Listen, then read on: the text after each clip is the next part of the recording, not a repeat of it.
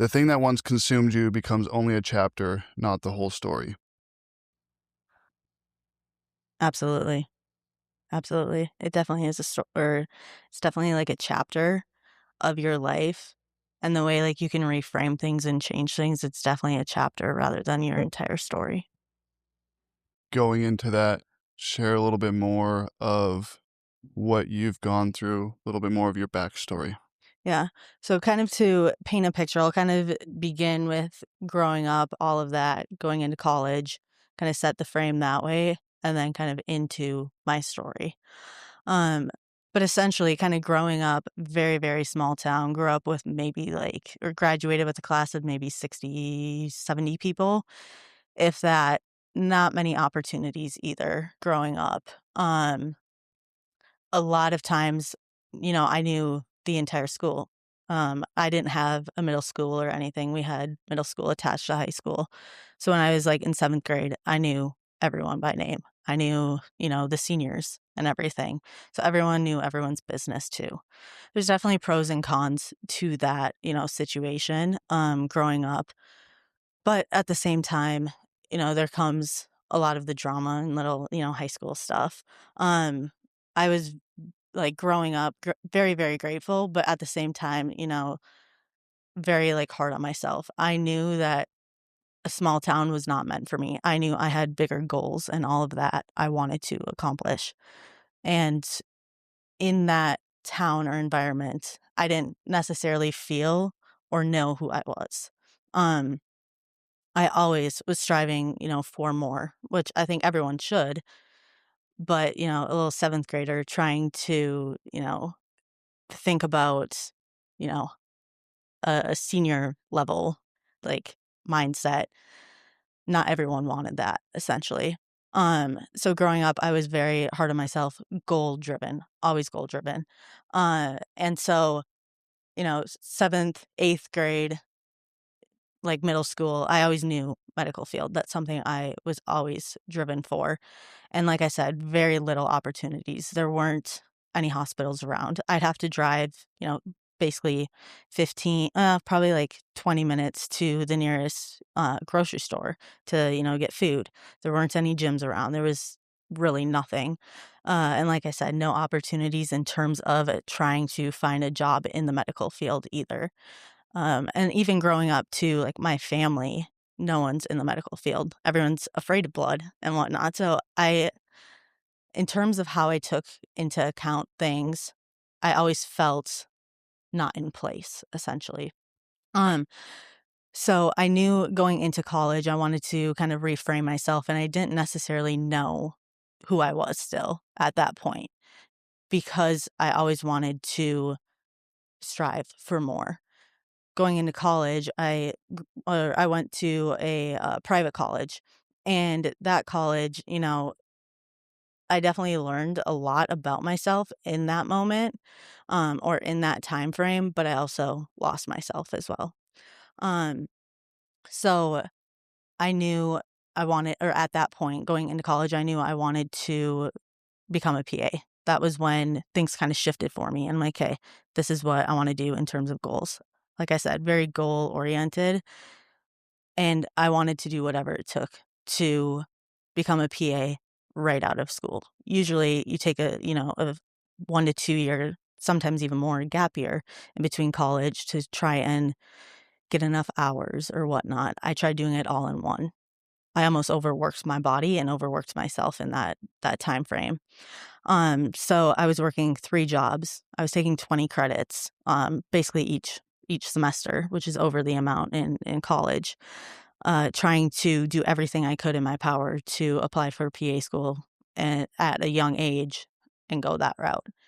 And like I said, that was my main goal. Nothing else really mattered to me in that moment. Um, and so when I started developing, my eating disorder, I lost myself completely. It took control, over my life, and essentially made me rethink things. And I mean, I'm grateful for what I went through, but at the same time, like how it all essentially like took control over my life and how like I almost lost, like I said, I lost myself, but I also almost lost the goal and the independence and everything that I had built for myself and what I thought I knew was quote unquote normal. But a lot of times, people think eating disorders are essentially about food. For me, it was more so about control and underneath who I was as a person, essentially, and kind of my worth, trying to figure out who I was, my values, all of that. That's what, kinda caught me, and that eating disorder had control over me. So kind of leading into that, like I said, I wanted to do everything I could. I wanted to be in control and really focus on all of that, and I overworked myself. Um, so, when was it? 2019, essentially, I started kinda, during COVID, started to develop my eating disorder. Um And a lot of times people think or no one necessarily knows what you're going through. No one knows the moments that, you start struggling, and a lot of times everyone's good at hiding it. I was very, very good at hiding it for nearly 2.5 years. But there got to be a point where I isolated myself from friends, and then over time, family too. Um, I isolated myself from my family for, I'd say, almost a year. I would tell them, "Oh, the roads," because I was back in Minnesota. "The roads are bad. I can't drive home to see you this weekend," or, "I'm working. I have," since I was working 3 jobs, "I'm working this weekend. I need to work overtime." Or on the times that I had off, I would tell them, "Oh, I'm hanging out with my friends," because that's the only time that I could. However, I would just isolate myself. And I remember a specific moment too where I was in my eating disorder where things got to be that's kind of when I first initially knew that I had one, um, and it was my best friend. I did everything with her, but it was my best friend's birthday, and she wanted me to go home or go back to, um, um, Maple Lake, which is the town that I grew up in. And 4th of July, her birthday's around that time, wanted me to go out on the lake and everything. I obviously was insecure, and I did not want anyone seeing what I looked like, because I would hide it with, baggy clothes or essentially just, like I said, isolate myself where I wouldn't even step out of my own apartment or anything. Um, and she wanted to FaceTime me to kinda talk about her plans and all of that, and she saw me, while we were FaceTiming, and she knew something was up. And so that was kind of that first realization that I knew saying no to her where it started taking control over my life.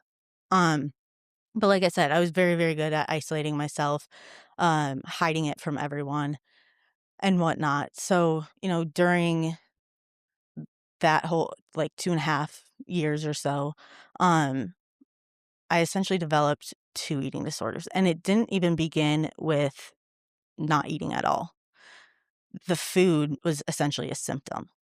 But who I wanted to become or think I wanted to become to develop some sort of worth or, people realizing my value. I was striving for something that was within me, but I didn't know it at that point. I was trying to get validation from others because I never had that.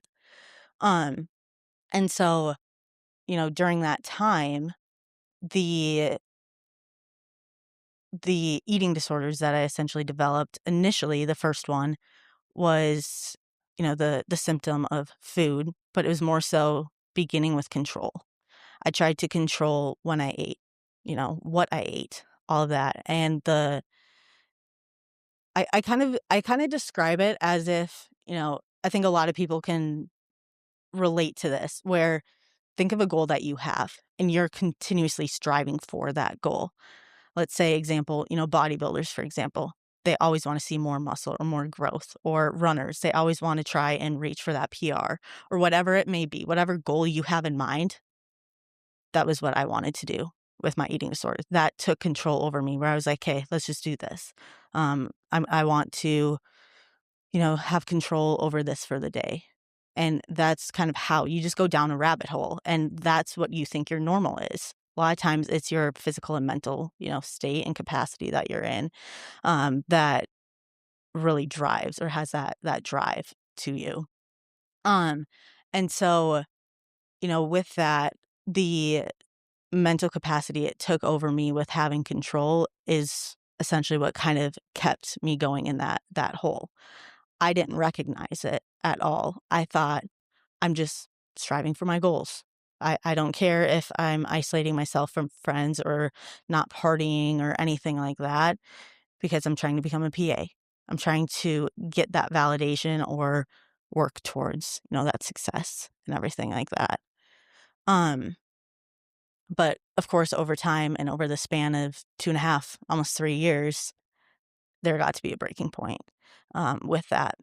And I remember specifically I finally went home to go visit my parents after isolating myself for a while, and I ended up taking a shower, and my mom came in my room after I got done, and she had a Ziploc bag full of hair because I was losing hair, and that was the first time they obviously saw me too. They knew, because I would, like, call them or FaceTime them, and they could tell at that point, 2.5 years later, how sunken in my face was and how baggy the clothes were. I couldn't hide it anymore at that point. But I knew mentally too, I was so exhausted and so tired of living in that state that I knew it was time I needed to also, change as well. Um, because of course, mentally, when you're going through that and by yourself, your world gets so small when your eating disorder grows. So I knew I needed to reframe that. Um, and so my mom came in the room and she's like, "Ava, can we talk?" I was like, "Yeah, of course." And then of course she was just like, "Hey, can we let's get coffee. Let's just, let's get coffee the next day. And let's talk about it. Do you need help? All of this." And I remember specifically, I was like, "Okay," because I knew I just needed to tell someone. Because the hardest part, I truly believe, is acknowledging that you have an eating disorder or whatever that situation is, acknowledging it is always one of the hardest steps. Yeah, it's always first step too. Absolutely, absolutely. And so right after that, my dad then came in the room, and he, of course, is emotional. That's one of the first times I've seen him emotional. Starts tearing up, and he's like, "I don't wanna see my daughter die before I do." And that initially was kind of that, like, flip that I kinda needed or that statement that I needed to hear in order for me to realize that my parents care about me or that I have support and that my worth is within me and that my world was getting so small and I was shutting that out while I was letting that eating disorder take over me, and I lost completely who I was, and my parents didn't even know who I was. So the next day, I ended up getting coffee with my mom. We obviously she took me to the hospital instead, which, I mean, I think, I thank her for that, but she took me to the hospital instead, and she's like, "Ava, we obviously need to go in, get you evaluated, see, where everything is at, if you can even just take electrolytes or whatnot, like, we don't know where your body is at right now," because I was so small. I mean, the lowest I ever saw on the scale was less than 80 pounds at, what, the age of 21, 22. So, um, we ended up going there, and I was supposed to get admitted that day, have a feeding tube, and then get admitted to rehab as well. But I looked at my mom, and I was like, "There's absolutely no way that I can go through with this," because I know mentally, like, I've struggled with it for 2.5 years. I know mentally I cannot put myself through that situation because rehab will only force me to eat food, and once I get to a healthy BMI, they're going to congratulate me, kick me out, or not necessarily kick you out, but, like, you'll get out of rehab, and then I'll have to live with it, and I know at that moment I won't learn anything mentally, my mindset will still be the same, and I'll wanna lose all the weight again. I know I have to change and reframe my mindset, and so thankfully, at that time, my parents extremely, extremely supportive, and they're like, "You know what, Ava? if you can do this on your own, we fully support you. We'll do, as, you want. However, they of course put a target on my back and they're like, if you don't start, you know, gaining weight at the specific rate or whatnot, we'll admit you to rehab. So I kind of always had that kind of fire where I was like, I can do this on my own. I've gone through it and had that control over me for so long that I want to fight through this and break that control and fight for my worth, basically. And so that's kind of what I guess started recovery is that whole moment with my family and that just recognize or kind of recognizing that I had that support and that my worth was within me that entire time and that my parents still, cared about me while I was at my lowest and, breaking point and all of that. And so going into recovery and whatnot, um, I mean, huge change in my drive and kind of determination. Like I said, I always had those goals, but of course that was more career focused. This was life focused. I didn't know who I was. I was trying to find myself and who I was. So a lot of times people think, oh, it's just one change and you keep growing. It's a journey, it's a Oh, yeah, for sure. process. There will be, the ups, downs, plateaus, all of that. And it's just a part of your journey and your story or your chapter. Um, and so recovering when I went through my eating disorder, mind you, I used to be a runner, never lifted weights.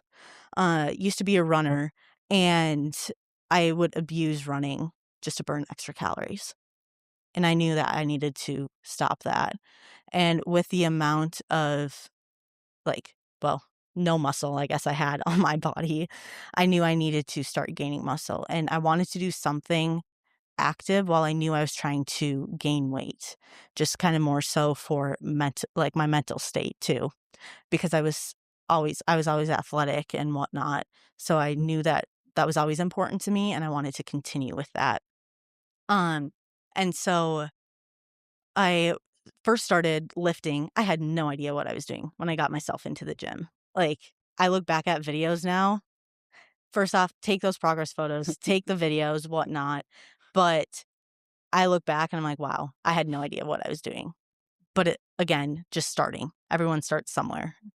It's your journey. Um, and so or when I first started working out, like I said, I had no idea what I was doing.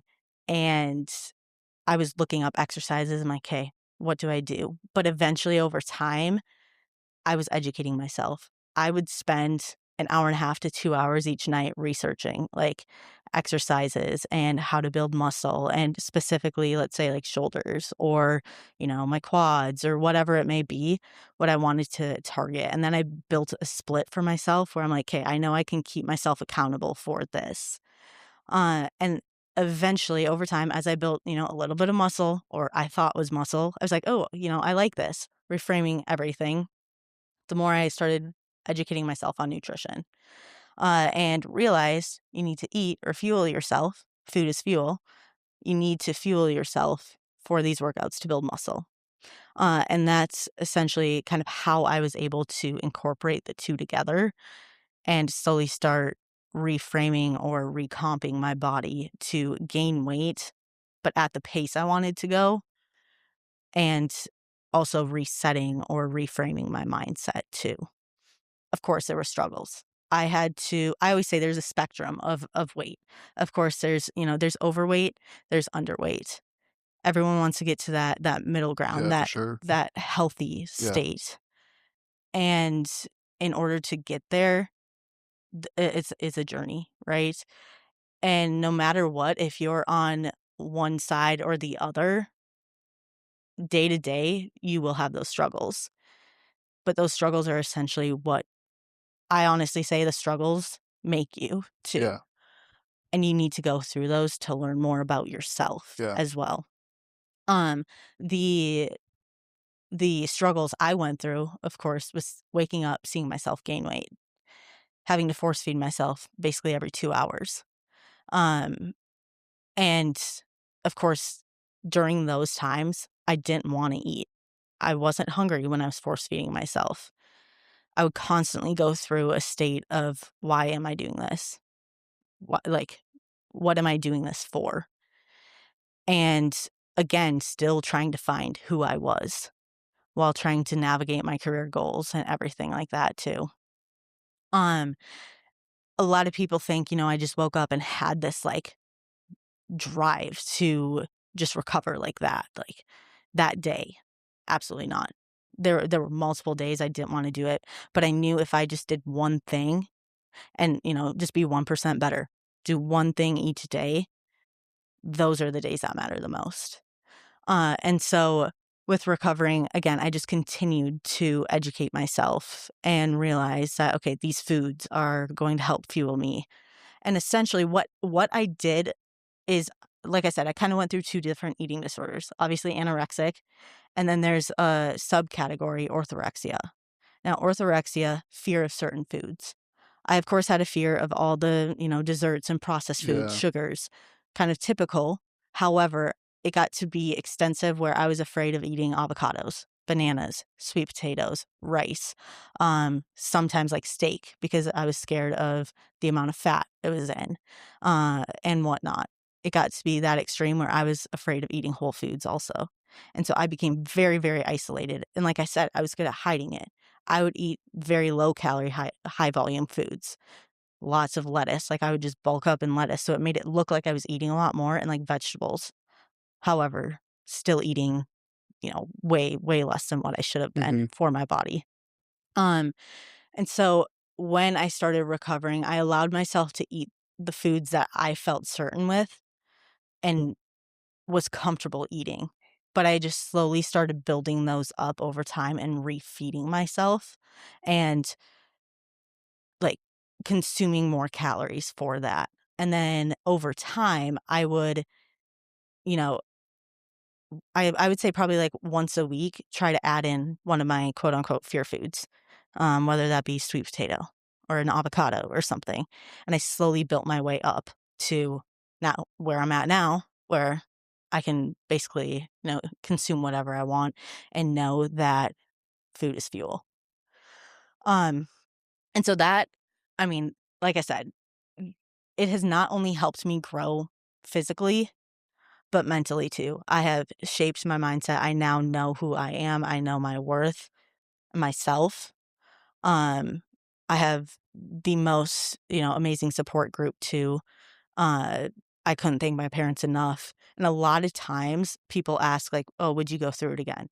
I wouldn't go through it again, but I'm thankful I went through it. Yeah, for sure. I'm grateful I went through it. And as weird as it sounds, I'm like I said, I'm grateful I went through it because I have learned so much about myself. If I didn't go through that and say I'm able to recover on my own, I now know how strong I am, not only physically, but mentally. And everything I've learned along the way about myself, has shaped me into who I am now and has kind of transferred into my career, becoming a PA. It's kind of all tied together. Um, and it helps me interact with my patients now that I see, and just people in general who potentially could be struggling as well. And even if it's just one thing that I say or one thing that I do that could potentially help or resonate with someone, that's all that matters to me now. Yeah. So, There's a book called Man's Search for Meaning, okay. and it's the author's Viktor Frankl. He spent time at a concentration camp, but he was a psychotherapist. And so he basically attests his whole survival of being in Auschwitz and in a concentration camp in Bavaria Yeah. to kind of two pieces. Using it as a research study to understand, like, okay, this is a perfect opportunity to learn both sides. What is the psychoanalyst side for the prisoners? Mhm. What's the psychoanalyst side for the guards? Okay. But in that whole thing, towards the end, uh, he's talking about the concept of struggling or um I literally just had it in my head.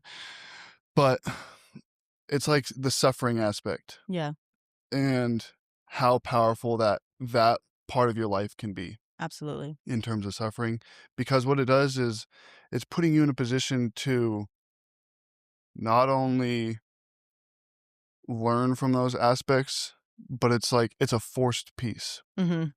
So it's not there's so many times where people try to force themselves into suffering, and I feel like, are you really learning in Right. those? Right. Because the ones that are putting you in that position where you aren't comfortable, you're not used to it, and you have to find a way out of it, Right. that's where you learn so much more.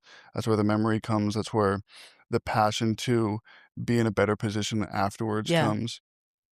So I do wanna kinda jump back on your passions for being a PA. Yeah. Also, the aspect I have family that's from small town in Mhm. North Dakota or South Dakota, sorry, and I see a lot of negatives from small towns. Yeah. And I think it is a little bit of kind of a closed-minded aspect Mhm. where you feel stuck Yeah. in this little realm. And so pushing it where so many people want more, and they get to a point where they want so much more that they're engaging in not good things. Yeah. I mean, my cousins were starting to drink at 11 years old Yeah. and partying. They lost multiple friends because of DUI accidents, and Mhm. they weren't even in high school yet. Yeah. And now they're all branching out into one's living in New York City. I mean, he went from small town, we had basically 4 families in that town. There's 100 plus Right. people, Right. to now he's living in the biggest city in the US. And I just kinda wanna know, it sounds like that's kind of where some of your obsessions came from, Mhm. was being in that position of, "I need so much more than what this small town can offer," and then you kinda took it a step further of like, "I just want so much more." Absolutely. Absolutely. And, I think, like I said, growing up, little opportunities. So I thought there was so much more to explore, which there was.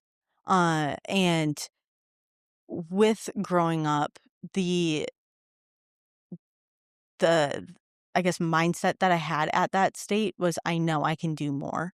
I know that I can push past this small town because realistically a lot of people that are still in that hometown still live there. They now, have families of their own and are bringing their children to that same small town, that same high school and whatnot that they grew up in. And I knew that was just something I could not, you know, I guess move forward with. I knew that there was much more out in this world than the small town of Maple Lake in Minnesota. Um And like I said, I'm very, very grateful for the town that I grew up in, the people there, but I knew for me and what I wanted to accomplish in this world, there was more, just like what you were saying. But of course, I took it to beyond the extent and, in college again, didn't necessarily know who I was because I didn't necessarily have a lot of experiences in high school growing up. So college alone was already a whole different aspect and a whole change where I mean, I like I said, I went to a private college. So I still graduated with 400, which is small compared to a lot of other colleges. But for me, that was massive. Yeah. I didn't know people's names, and that was a shock to me. So that alone was already a huge change. And that kinda helped me where I'm like, "Okay, this alone is, like, a huge change to me, but I know that there's more." Because the friends I associated myself with graduated with a high school of 600, 700 people, and they're like, "This is tiny." So I knew that there was always more to strive for, and that was always something that I wanted to try and accomplish or reach, and like, "Hey, if there's more, what else is there?" Because I didn't have that or I didn't have those opportunities. And at such a young age, I was wanting to constantly strive for that. So, Yeah, it's funny because I went to my high school, my graduating class was 700, yeah, and then my college, I still went to a D2, but my college was like 2,000 people that graduated. So we had 2 different ceremonies, an 8 AM and an 11 AM. So, yeah. like, I've always been in the big pond Split per yeah, se, and so it's always it's always interesting to me to hear the stories of people who came from small towns where they went to a small school or private schools in Mhm. general, where it's like you said at the very beginning, it's like you know everyone's business, and sometimes it's a good thing and a bad thing. Absolutely. Like, in high school, I only knew the business of my small friend group, and yeah, I knew everything about that small business, Right. but there were so many other people at the school that it was impossible to know everything that's going on. Mhm. And in college, even more. My roommates that I'm with right now, I never even hung out with in college, Yeah. and I we were at the same Same college. college.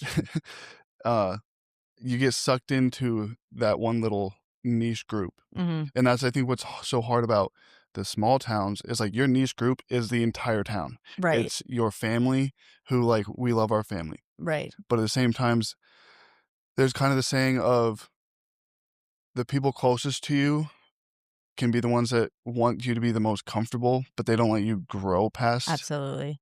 Absolutely. And so you get that same aspect from a small town too, or a small school is like everybody is like kind of forms in together to this small group. And Yeah. when one person kind of branches out, it's very abnormal. Yeah, it's abnormal, you feel like an outlier, outcast, and you don't feel like you belong or fit in. And essentially, that's kind of just like what we were saying, is how I kind of felt. And even in college, the people who I associated myself with, I they grew up, I mean, all over. Some were from, different states, but I stayed with them because that, again, was in my comfort zone. I was afraid to get out of my comfort zone, and that's something that I've learned along the way is you have to be uncomfortable to get comfortable. You have to go through this unwanted or uncomfortable phase in order to finally learn, grow, know who you are too. And so, like I said, I'm thankful for all that, and then, the friend group that I associated myself with during that time, I was able to learn so much from them. And at that time in that comfort zone, that felt supportive. But again, if I wanted to, work 3 jobs or take additional credits, I felt like an outcast because everyone else was, taking bare minimum classes or whatever it may be, working, sometimes not even working, right? So the people who I associated myself with, I still felt out of place in college too. So What's your thoughts on the lonely chapter? I think you have to be alone. I think you need a chapter in your life to be alone and go through things alone so you know who you are, you know what you want in life too. If you're constantly striving for other people's acceptance and constantly wanting that validation or people to constantly see your worth, you're going to constantly keep fighting yourself and you won't know who you are. Yeah, you can have a bunch of friends, but will they always be there for you? I would much rather have, first off, go through that alone period, know who my friends are, and have a small amount of friends and know that they're the ones there to support me and help me grow and succeed in what I want in life and reach my goals that I now have. So I do think that that lonely chapter is so necessary. I think everyone has to go through that because, again, you learn so much about yourself. You know who you are in that moment, and you know how strong you can be coming out of it by going through that moment alone. Yeah, it's it's a hard concept because exactly like you just said, you need that time to be alone to really find who you are, what you actually enjoy doing, and then be able to use those 2 things to create that foundational group of people that aren't only there because of who you are, Yeah, but also for who you want to be. And so they're absolutely. pushing you to be further. And then there comes a time where the lonely chapter becomes the I'm isolating myself from everything. Mhm. And I think you see it a lot in terms of the unhealthy side of obsessions, where it's you need to have that aspect where it's whatever you're going to, it's the only thing on your mind. Mhm. You wake up every day, you think about it, you go to bed, you're dreaming about it. But when it consumes you so much that you start to negate everything else in your life, your eating, your activity levels in a normal pattern, Yeah. your actual social patterns, we're human beings and we're supposed to be social. Yeah. So when you're completely negating those things, then it becomes a position of, okay, this isn't obsession in a healthy way. Mhm. I broke that willow branch and now things have gotten way worse. Absolutely. Um, and so like I see it as a gray area. Yeah. And there's a lot of fluctuations, like you were just saying with weight too. Like there's there's a normal BMI, it's not one specific number. Mhm. And so it's the same concept with our goals. We should be in this range where we're at least in this middle ground. I remember in college when I was playing baseball, we had talked about we don't want to be too high for the entire time because then we'll run out of gas. And we don't want to be too low because then you're just depressed the whole time and you're never going to have that confidence of like, okay, we're Yeah. down 4 runs, we can come back.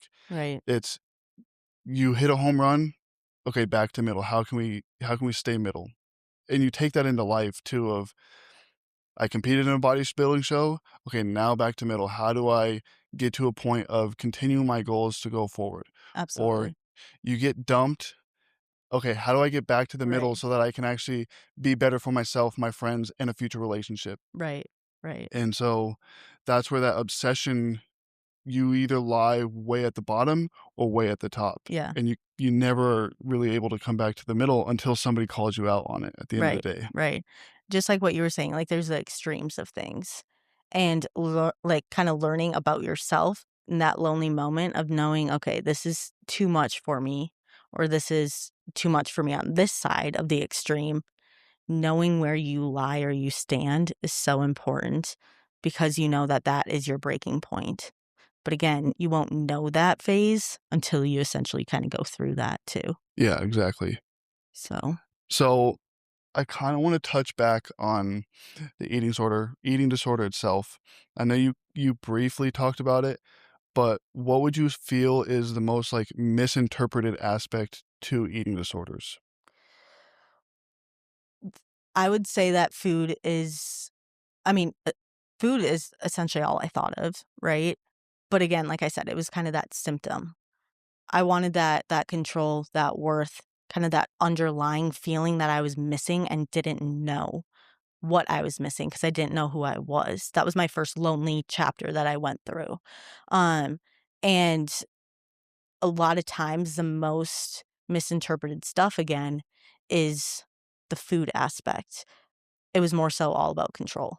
I wanted that controlling feeling of when I ate, what I ate, when I worked out, whatever it may be, focusing on my goals. I felt in control, and it was so hard to break that aspect because, again, it had control over my life, and it kept growing as I started isolating myself from people and as my world got smaller, meaning friends, family, all of that, my hobbies. I mean, I remember I would have conversations and the brain fog or just I couldn't hold a conversation. It would right now, if I were in that state, I would be talking to you and I would act, normal, but the only thing going on in my head was I have 2 more hours until I can eat next because I timed out my meals or whatever it may be. And again, I think that's the most, misinterpreted information, but alongside of that too is you don't know what people are going through based off of people's body or their physique. Some people can, hide it extremely well, Oh yeah. and you don't know what they're going through. I mean, for probably a year or so, it didn't look like I had one. However, I mean, that was probably the hardest moment I was going through. That was when the most amount of social isolation because I was trying to reframe my mind, like, my mindset at that point, and try and get everything under control as fast as possible and whatnot. So the first year was the hardest. And then after that, I became so numb, so used to it. The depression and mental state that I went through and isolation, I allowed that control to take over.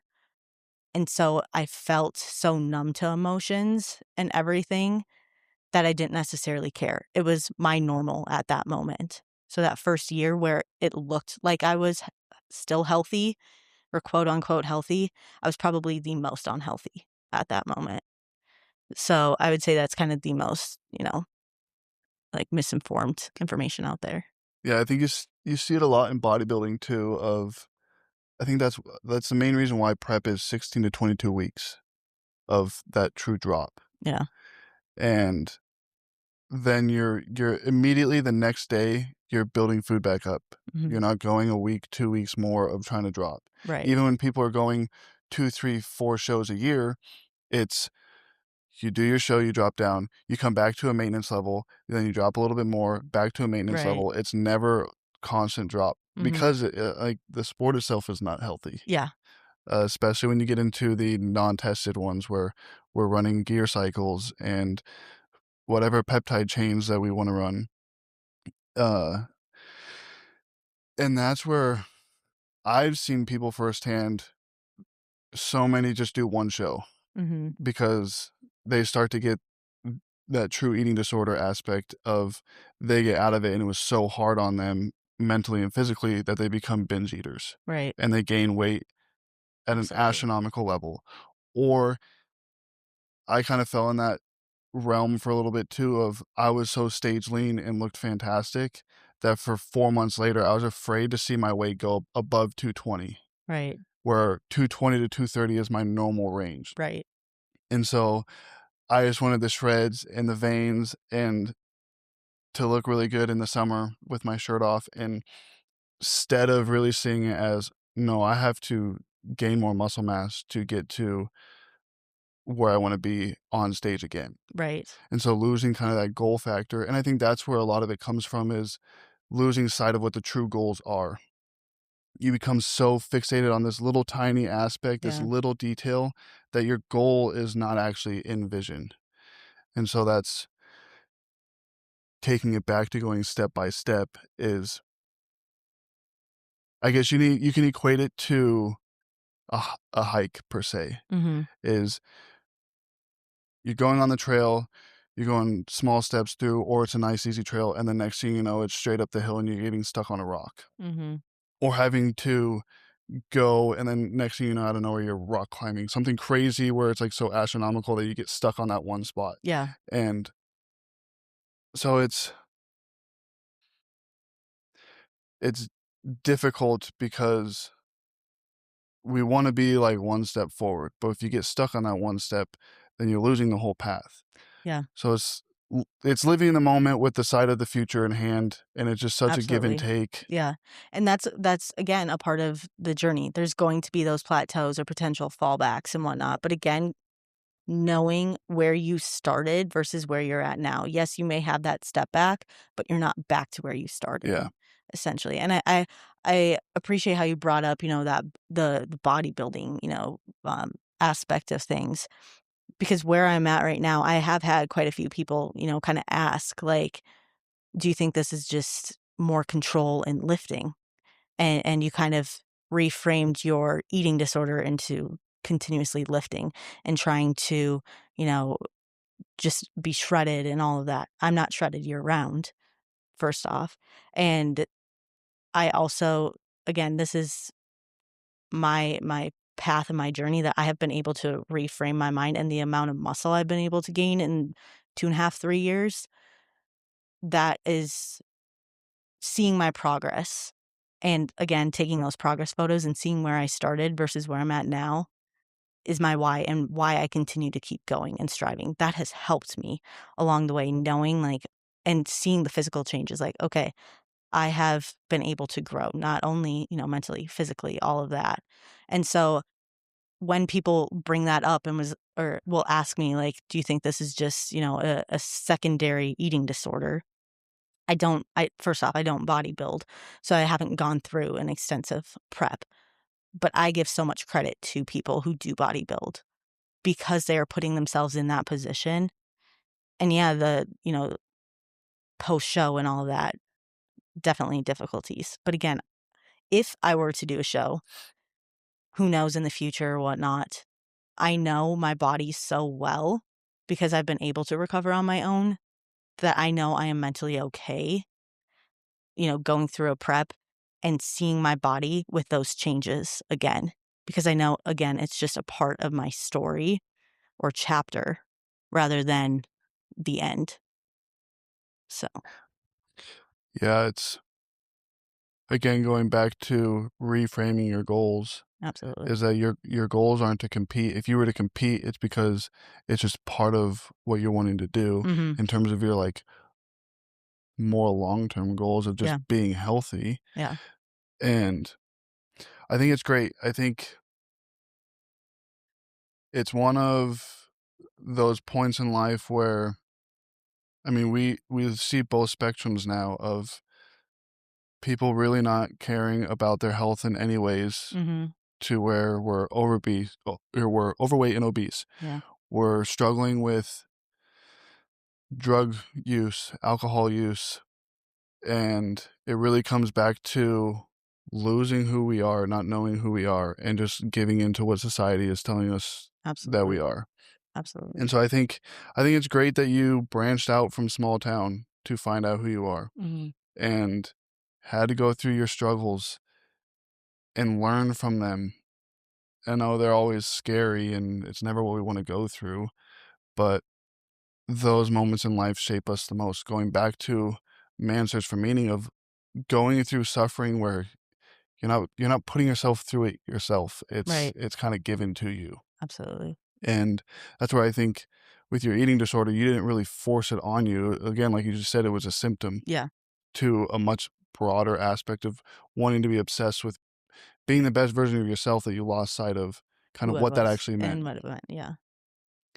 So I want to go kind of into your job Yeah. because it's a heavy topic. Peptides. Yes. What are your thoughts on them? I'm for them, and reason being, it sounds weird coming from someone who obviously naturally lost weight, but again, what I specialize in hormones and then bariatric obesity, and I've gotten so many questions like, "Well, why are you specializing in weight loss? Doesn't that trigger you? Or wouldn't that make you want people to lose weight and then potentially, develop an eating disorder?" However, again, it comes back and stems from that the extreme or kind of the scale of weight in general. There's a healthy weight and then there's unhealthy. There's obese and then there's anorexic. Again, I know the extreme side.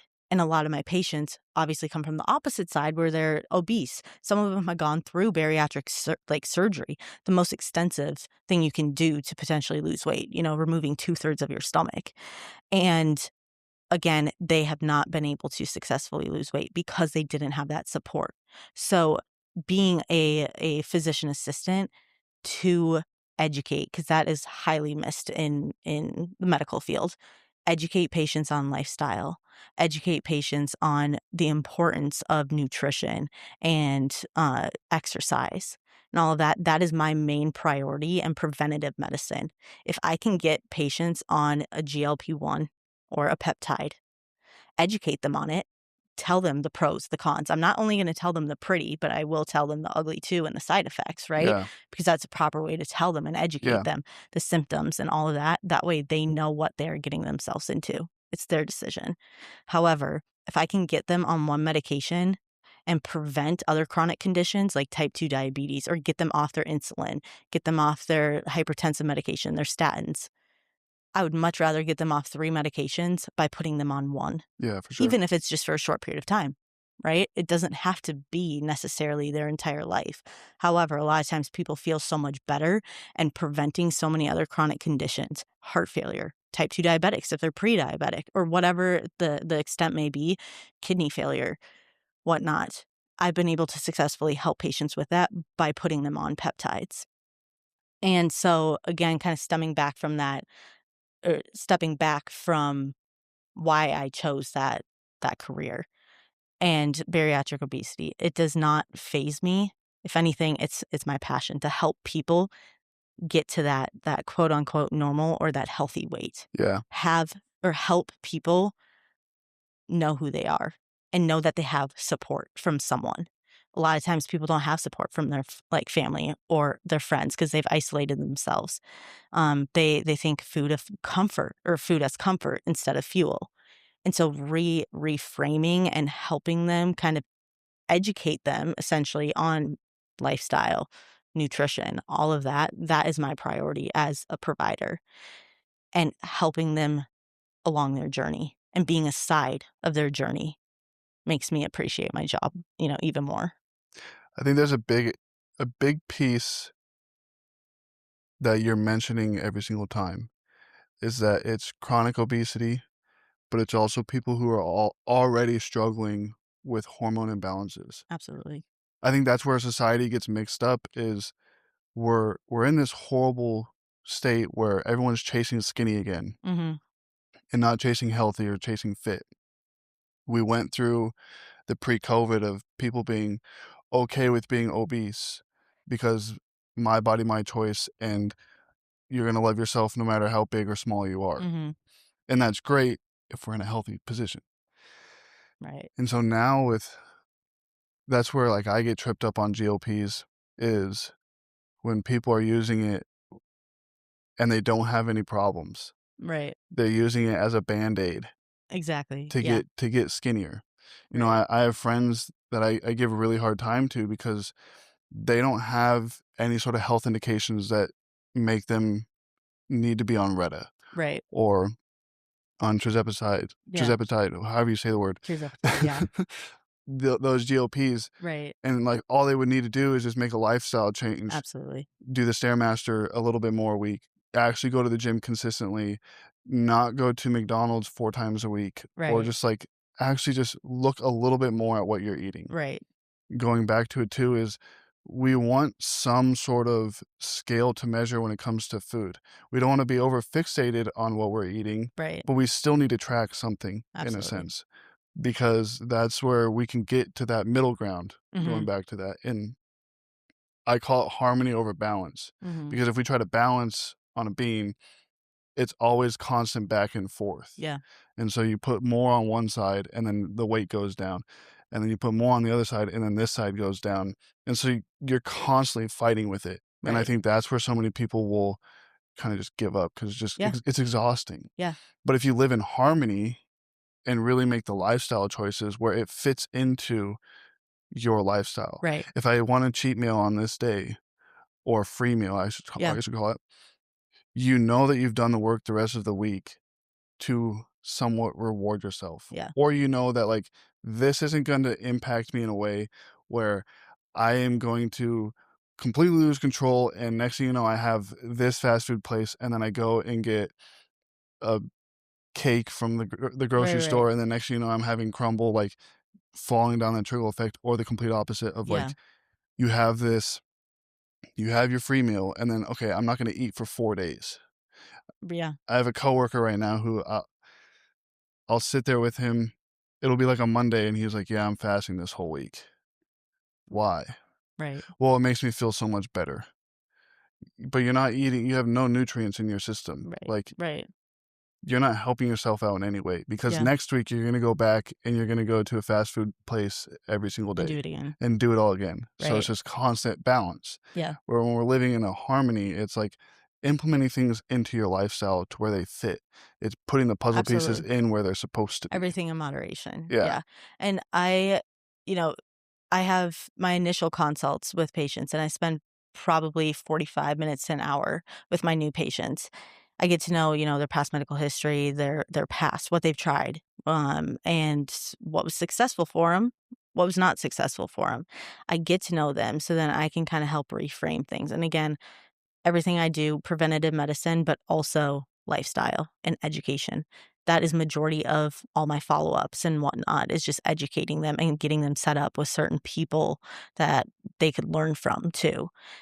And so that first visit, I tell them, if you're wanting to only do medications, it won't work. Yes, you may notice that short-term fix, but we're here for long-term results.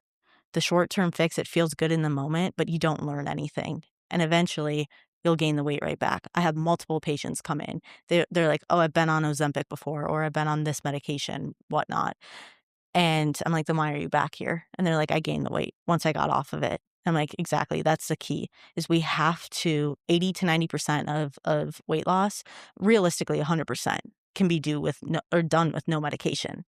Majority of it comes from lifestyle and nutrition in order for that long-term success and to be able to maintain and keep weight off long term. The medication, it's an add-on or dual therapy is what I state to patients. I'm like, it helps you to kinda help that mindset and not think about food, because that's what the medication does. Shuts off that food noise, or I call it the hunger hormone. It's gonna shut that off, so it helps you stay in that essentially caloric deficit. But first, we have to know where your metabolism is. We have to know where your maintenance calories are at. We have to learn about your body first, so you can become more in alignment with yourself and know more about your body. Because if you're coming in here and only eating 1 meal a day, or whatever it may be, the fasting, for example, kinda like what you were stating, you're doing your body more harm than good over an extended period of time, Yeah. because your body essentially is just going to store it all rather than use it and burn those calories Yeah, for because it's in a metabolism. constant state of stress. Right, You're you're going to this extreme of eating these horrible foods to eating nothing, right, or continuing on your diet that is not healthy, right. and then just pinning yourself with peptides and GLPs Yeah, thinking that it's gonna work. It's like strapping a Band-Aid on an ACL injury, exactly. like, it's not gonna do anything at the Yeah, end of the day. exactly. And so there it is great in the balance sense when it's needed, but like you said, and it's awesome because your job is to, at the end of the day, inhibit GLPs in a sense. Right. And you're literally telling them, like, "No, you can do so much Yeah, more." You had said earlier before we started recording was, at the end of the day, if you can come see me, but you're gonna be spending so much more money, and I don't want you spending money that you don't need, if we can just pay attention yeah, to your health habits and absolutely. changing those and do a better Yeah, way. yeah, and I see patients every other week. Of course, financially, sometimes some are every 3 weeks or monthly, whatever it may be, but I try my best to keep patients every other week because a lot can happen in 14 days, with lifestyle, birthdays, whatever it may be, they may fall off plan, and I tell them everything in moderation too. We're making lifestyle changes. We're not prep or anything, we have to be 100%. We're making these lifestyle changes. So I don't expect you to be on track 100% of the time. I'm here for your support, accountability, all of that. But I do expect you to tell me that you're off track rather than lie to me. So then I can know, what to do and how to tailor the treatment specifically for you and your needs in the future and what we need to do next or what goals we need to focus on. I always say we need to come up with small, little achievable goals, break them down. I don't expect you to start from, day one and jump into all these things I'm discussing and be, 100% because that's not realistic. It's not sustainable. We need to slowly discuss protein intake and then working out and whatever it may be. Come up with a small little achievable goal and work on that to build that and remain consistent because consistency is the goal of the game realistically. You Yeah. have to stay consistent with things. And again, it's that long-term fix rather than the short-term success. Yeah, it's that crawl, walk, run, then sprint. Yeah. If we just start sprinting right away, you're gassing yourself out. You're not actually learning things. Have you seen the Netflix documentary on The Biggest Loser? Yeah. It's so eye-opening Yeah. because they're literally given whatever the short amount of time is on the show, say Right. 6 weeks, whatever it was, to lose a certain amount of weight. I think what was it, like 6 months that they were on the show? I think so. So, they're given that amount of time to lose as much weight as Yeah. possible, and these people are morbidly obese. Yeah. It's not like people who are just, like, slightly overweight, and Right. in 6 months, you can completely change yourselves around. Right. It's like they're 400 or 500 pounds, and they want them at normal A certain BMIs in 6 months. right. When you're at that weight, that's like a 2-year process Mhm. to be in a position where not only you're going down on the scale, but you're doing it in a healthy rate to where you're building the habits, you're Right. enjoying the process. It's so that's the the biggest thing for me is, like, you don't enjoy the process of it. You're just so fixated on the end result Absolutely. that you don't even know what you're learning or what you're doing. Yeah. So all of these people from The Biggest Loser, yeah, they lost the weight, but when you look behind the scenes, they're doing extra cardio. They're Yeah. doing lifts 4 or 5 times a week. They're starving themselves. They're Right. not even eating healthy. They're just completely starving Right. themselves. And even the trainers on the show were like, "Yeah, we kinda messed up." Yeah. Like, we were there to truly help them, but when we weren't in supervision, they kinda just did whatever they wanted. Yeah. And their whole sole goal was, "Well, if I don't lose the most weight and I become one of the bottom people, I'm eliminated. I go home, and Yeah. then I have no help." Right. And so it was just this constant, and that's like a negative side of suffering too. It's like a Yeah. constant obsessive suffering for something that you don't even know what you're doing. Right. You're so fixated on just a scale. Yeah. It's like, no, like micronutrients, macronutrients, Absolutely. calories in general. It's like learning the whole scope of it so that you're eating the foods that you want to enjoy Yeah. in a way that's going to keep you healthy, Yeah. and having an activity level that's not based on a scale number. It's Absolutely. based on how you feel. Absolutely. And so that's where when I started bodybuilding, I was fixated on the scale, and people were always asking me like, "What do I need to do? What do I need to do?" And I would always say, "You need to enjoy it." Mhm. I wasn't fixated on the scale. Yeah, it was part of my markers to send in on check-ins every Right. Friday, but it wasn't an aspect of the only thing I was looking at. I was also, be completely blunt, I had no fucking clue what I was doing. I literally told my coach, "Give me foods to eat, give me times to eat them, Yeah. and I'll just do it." Yeah. And so, like, I learned a lot more about myself than necessarily the process itself, Absolutely. Yeah. but it was a thing of that's how I was able to get through it. Mhm. And so fixating on the weight, "Oh, I trust my coach." Yeah. When it comes to you and your patients, it's not fixating on the amount of drug use or the amount of food, amount of exercise. It's just trusting in what you're gonna say Yeah. and what you want them to do. Because at the end of the day, like, it's your expertise that's helping them Yeah. lose the weight, and all they gotta do is just follow it in a Yeah. way that they're at least enjoying the process. Right, right. And that's the biggest thing is I tell them, I'm like, yes, you can come in here and feel motivated after talking to me. I get you back on track if you fell off track these past 2 weeks. But at the end of the day, when you walk out of this clinic, I don't know what you're doing behind closed doors. I hope you're doing what I told you, but at the same time, I don't know. And so you have to learn to have fun with it and find your little twist. If there's something I recommend and it doesn't work for you, you know what? You tried it, it didn't work. Come back and tell me, Ava, it didn't work. Because then we don't have to keep fixating on it and you not liking that process. We can come up with a twist or a different goal or find something else that works for you in your lifestyle to remain consistent with it. And I think that's so funny when you said, just trusting, or them coming in trusting me. Because there's so many times I basically increase their calories. And they're like, "You're increasing my calories and you're going to think I'm going to lose weight." And I go, "Yes, just trust me." I'm basically refeeding them because they've been depleted or, if they've only eaten, 1,000 calories, but their metabolism, I get to know them, metabolism's up to 2,000. I'm not going to put them on a 1,000-calorie diet. They don't need to starve themselves, feel fatigued, Yeah, whatnot.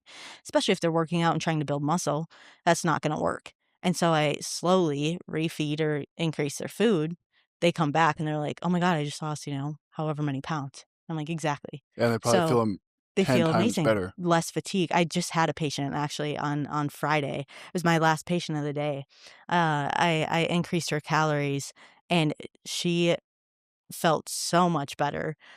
She was continuously getting B12 shots for the longest time, and I've slowly been working with her to increase her food, but she finally hit that spot where like, she finally felt good, not needing, B12 shots for fatigue.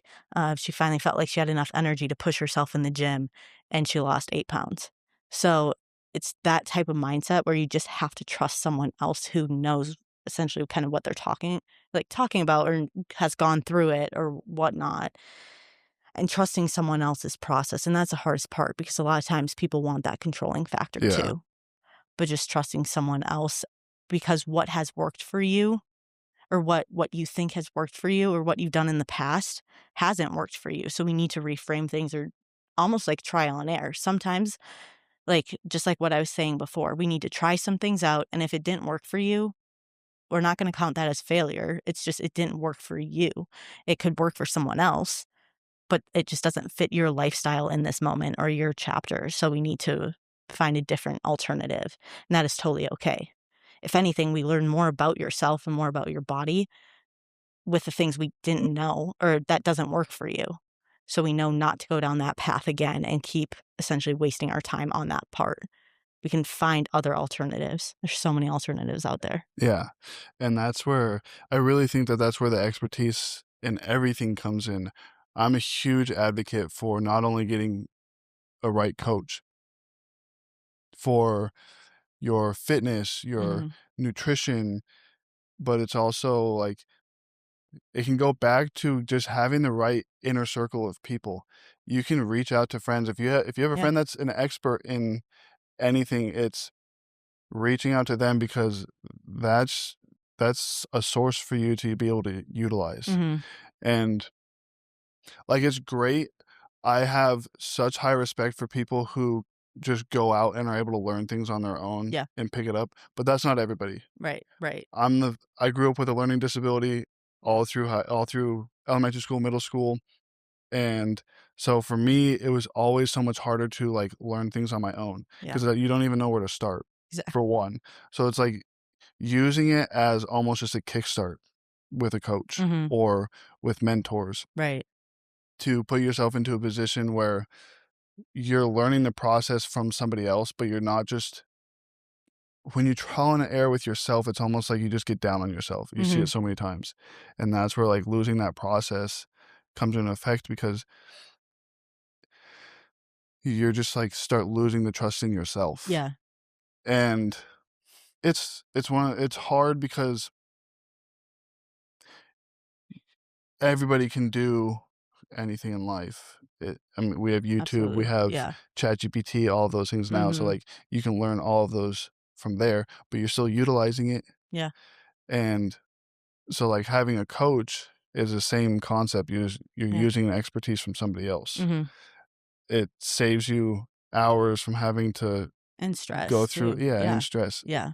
So, uh, it's a two-part, like I think that, but also, like, someone else might have a different thought process too that you might not have thought about, because if you're doing it by yourself, you become so in tune with or kind of fixated on, "This is what I have to do," because this is all you know. Whereas someone, if you were to kinda zoom out, who has more perspective or yeah, more, of a different approach, they're not looking at it from the same perspective or same view as you. They're taking a bigger picture, and they have more insight, so they might be able to come in at a different angle to help target your specific needs yeah, too, which is so important. yeah. That's, and those are things where, like, you're doing it on your own, you just think it's one path the whole Right, time that, like, this is the only thing that I can do because this is all I know. right, And then you bring in someone who just has a little bit more of that open-minded, kinda goes through kinda everything in society too, is you bring in someone with an open mind to any scenario, they can completely shift yourself to be in a better position. right. So it's going back to, like, the self-isolation part too. If you're solely isolated on only what you know and only what you Yeah, want to accomplish, I guess, and you're pushing away so many people, you're losing the opportunity to learn from them yeah, and create new concepts for yourself or 100%. values for yourself too. Yes. Uh, I kind of want to tap back into your fear of foods, where you are now. Yeah.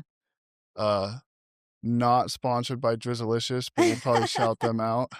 We need to shout them out. We need to shout them out. That is definitely my fixation. I will tell you, those those Drizzlicious, they definitely get me. I consume at least 1 bag every single day. But, um, in terms of fear foods, I wouldn't say I have one, because everything for me now is in moderation. I know that I'm okay eating something, and I've built that for the past 3 years. I've built up that that mindset to be able to reframe the thought about food or what food is.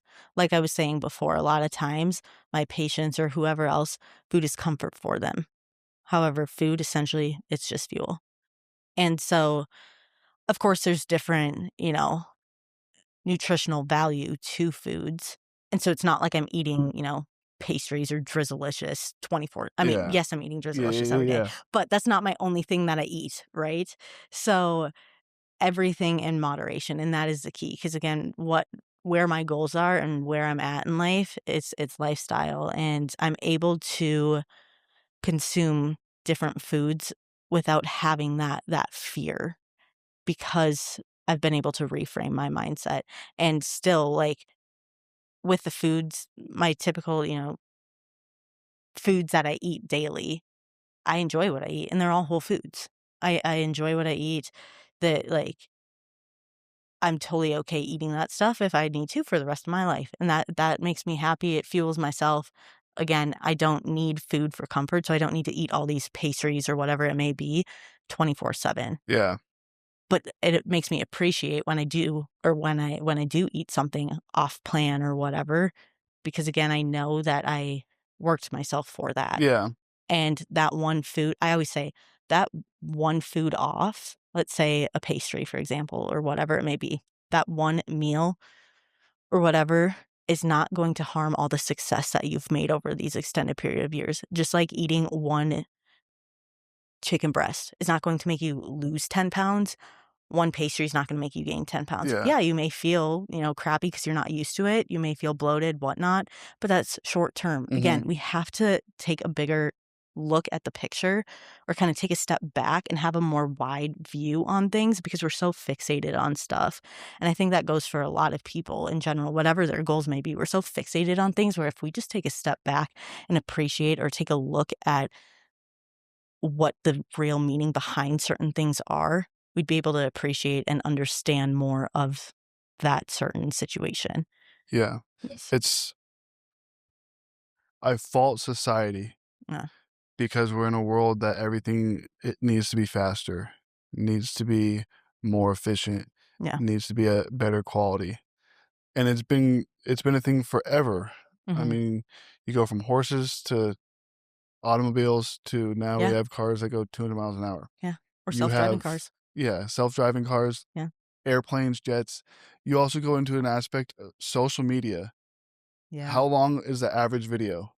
7 to 10 seconds. right, So now we're in a position where our mental capacity is only allowed to fixate on something for 7 to 10 seconds, and then we're either bored or we start to getting, like, super anxious and yeah, have to go do something else. yeah, I definitely fall at fault to that at times, oh, yeah, we all do.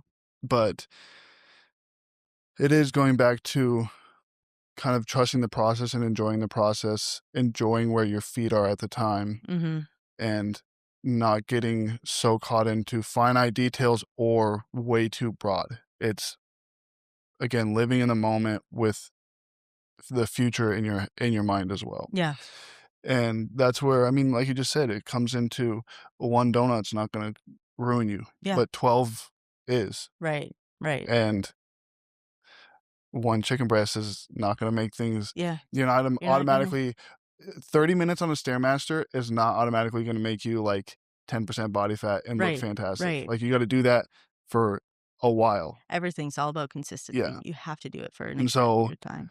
I remember I talked about the idea of, like, finding passions is trying everything, and Mhm, it goes into the health aspect too. yeah, Like, that's why we have bodybuilding, CrossFit, yeah, functional training, athletics in general, uh, endurance running, like, all of these different fitness aspects is, like, try everything.